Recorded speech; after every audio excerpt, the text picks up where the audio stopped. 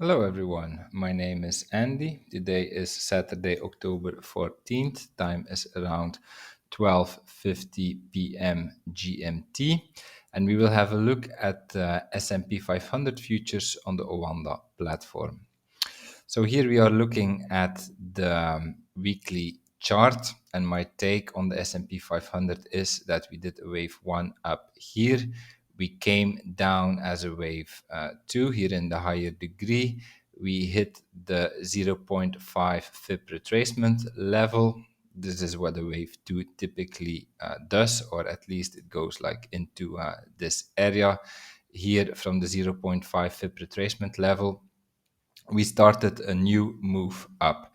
And so this move up here can actually be the beginning of a higher degree wave 3. You see the target area right there. If we take the length here of our wave 1, the length of our wave 2, then the target area is the area between the 1 and the 1.618 FIB extension. Now, we won't go there in one straight line. We should again have 5 waves up going there. And so I believe we might be doing here wave 1 to the upside, but then wave 1 will be followed by wave 2, and then we need a 3, a 4, and a 5 to get into this area. So this looks quite bullish.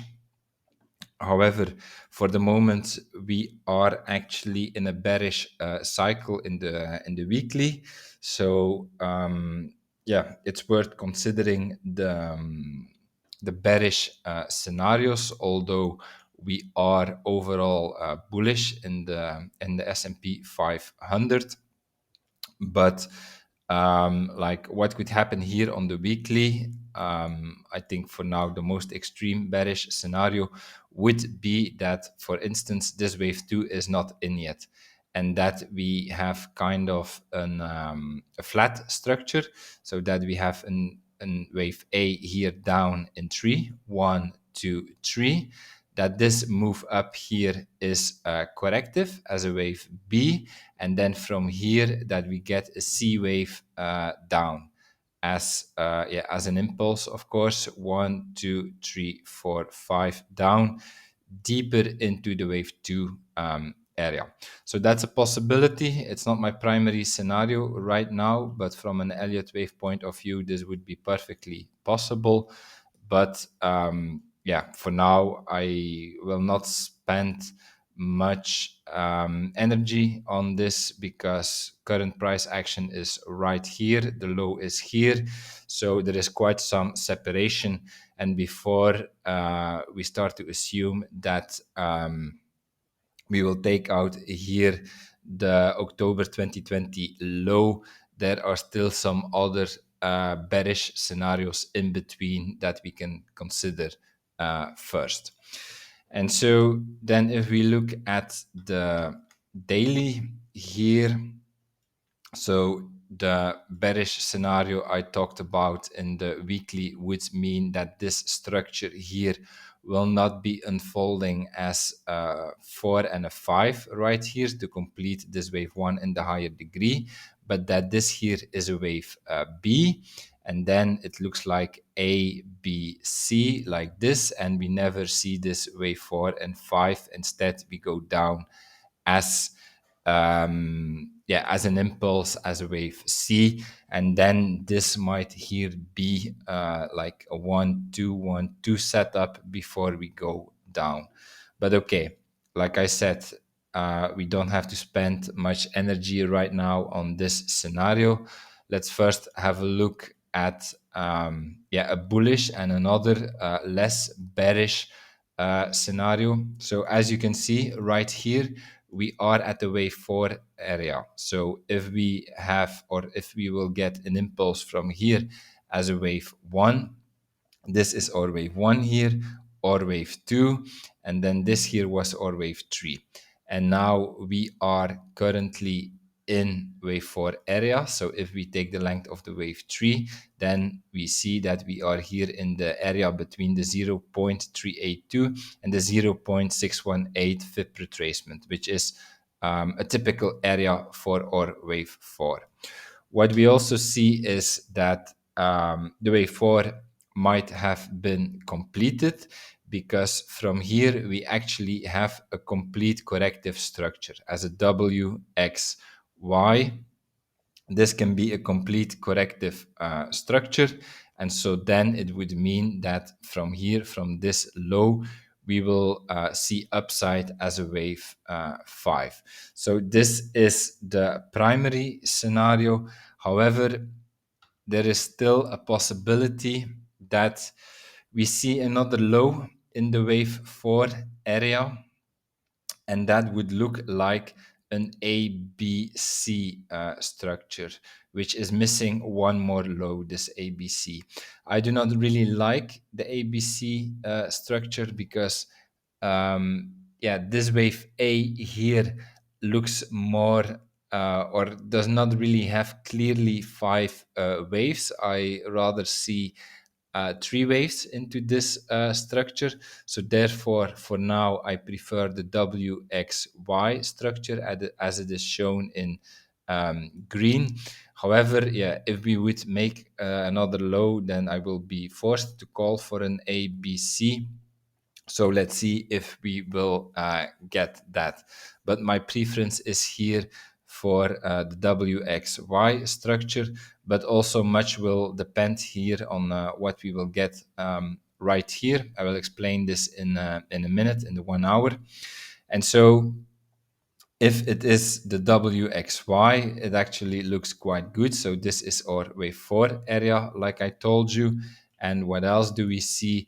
If we take the length here of the wave W, the length of the wave X, then here we have a very nice reaction from the area between the 1 and the 1.618 FIP extension. From here, we reacted to the upside. And so now we have to see if this low will hold. If this low does not hold, then we probably have the ABC structure down, and then that would mean that we are now working on the wave C. So we had a wave 1 down, a wave 2 up, then here a wave 3 down.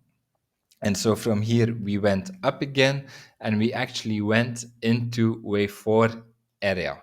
So if we take the length of the wave 3 right here, then we know that a wave 4 goes into the area between the 0.618 and the 0.382 FIP retracement level.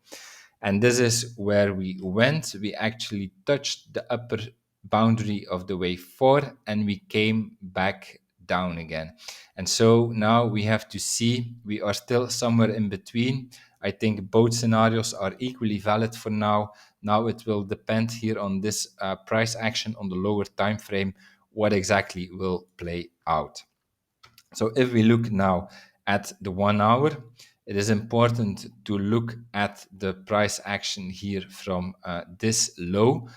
Like if we would see an impulse from here, from this low, that would mean that, or this would look like a first confirmation that we might start a new upward cycle from here. Because if we need the fifth wave up, the beginning of a fifth wave should be an impulse.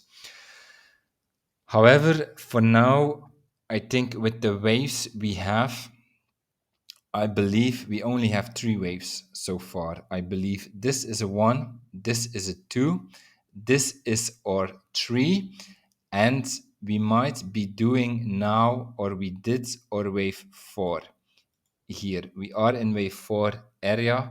Again, if we take the length of the wave 3, then we know that wave 4 goes into the area between the 0.382 and the 0.618 FIP retracement.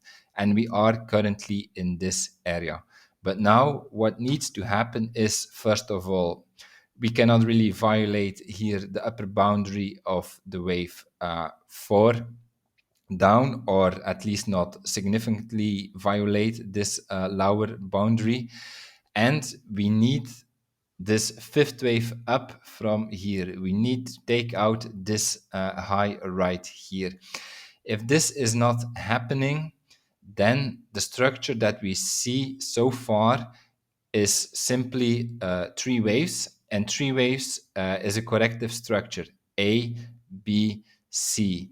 Moreover, we are also in the wave 4 area. We had a perfect reaction from the upper boundary of the wave 4. So that could mean that if we do not take out this low, that we will get 5 waves down from here as an impulse, and then definitely we will take out this low right here. So we are at an important moment here in the S&P 500. It's already important for quite some days, I know, but I cannot force the market to decide. I just have to interpret the data that I get, and this is the best interpretation I can do for now. So I think we have to be a bit more patient. And from here, I think on the lower time frame, both scenarios are equally valid. We can definitely get our fifth wave to the upside if we react from here. But at the same time, like having this ABC structure from here is also a very valid Elliott wave count. Reacting from the wave 4 area is also something very natural in Elliott wave theory. So I just think we need a bit more data. If we get this fifth wave, this would be a first confirmation that the low is in right here. And then I would be quite confident that if we pull back here, this will be the real test. But if we pull back then here from this fifth wave, after we had this fifth wave, then this low here should hold.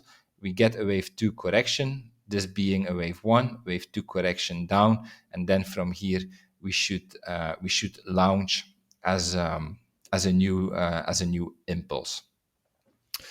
So this is what we are looking for. I think we have to be a bit more patient and see what we get.